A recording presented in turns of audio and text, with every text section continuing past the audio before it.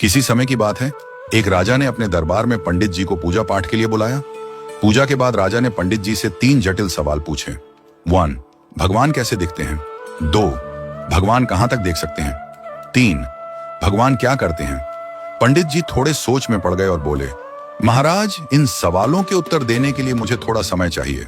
राजा ने उन्हें 1 महीने का समय दिया। पंडित जी घर लौट आए, लेकिन कई दिनों तक उत्तर नहीं सूझा। उनकी परेशानी देखकर उनका बेटा बोला, पिताजी, आप क्यों चिंतित हैं? पंडित जी ने उसे राजा के सवालों के बारे में बताया।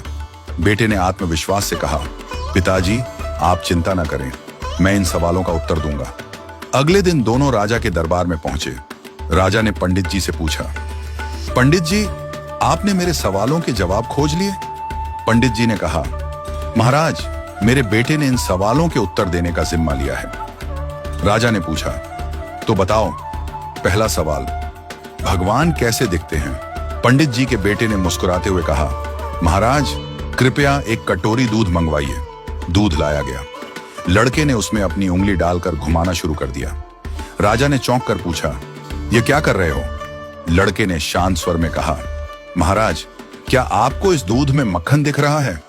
राजा ने सिर हिलाया और कहा, नहीं। लड़के ने उत्तर दिया, मक्खन इस दूध में ही है, लेकिन उसे निकालने के लिए दही जमाकर मथना पड़ता है।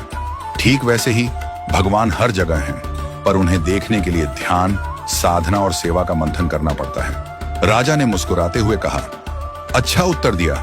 अब बताओ, भगवान कहां तक देख सकते हैं? पंडित जी के बेटे ने कहा, महाराज, कृपया एक दिया मंगवाइए और उसे जलाइए। दिया जलाया गया और उसकी रोशनी चारों ओर फैल गई। लड़के ने पूछा, इस दिए की रोशनी कहां तक जा रही है? राजा ने कहा, यह तो पूरे कमरे में फैल रही है। लड़के ने उत्तर दिया, ठीक वैसे ही भगवान की दृष्टि की कोई सीमा नहीं है। जैसे इस दिए की रोशनी हर दिशा में फैलती है और सब कुछ देखती है, वैसे ही भगवान भी हर जगह सब कुछ देख सकते हैं। राजा ने संतुष्ट होकर कहा, बहुत अच्छा उत्तर दिया। अब बताओ, भगवान क्या करते हैं?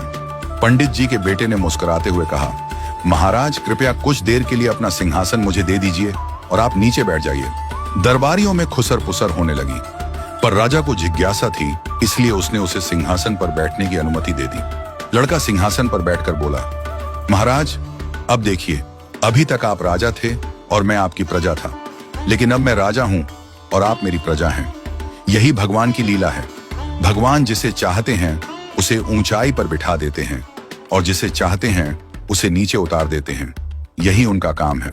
राजा यह सुनकर चकित रह गया।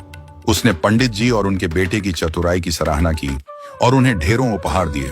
राजा ने कहा, आज तुमने मुझे भगवान की शक्ति, दृष्टि और कार्यों का गूढ़ रहस्य समझा दिया। इस घटना के बाद राजा ने विनम्रता और सेवा का भाव अपनाया, क्योंकि वह समझ गया था कि भगवान हर जगह हैं और हर रूप में विद्यमान हैं।